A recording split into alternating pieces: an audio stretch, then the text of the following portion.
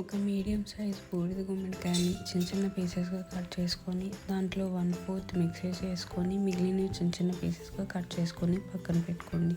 ఒక 1.5 గ్లాస్ మినపప్పు నీట్గా వాష్ చేసుకొని ఓవర్ నైట్ సోక్ చేసుకోండి.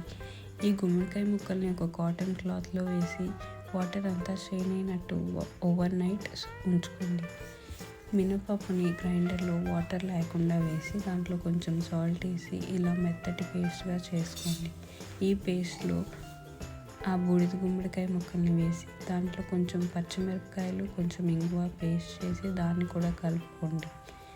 వీటిని ఒక ప్లాస్టిక్ కవర్లో చిన్న చిన్న బాల్స్లా చేసుకొని పెట్టుకోండి.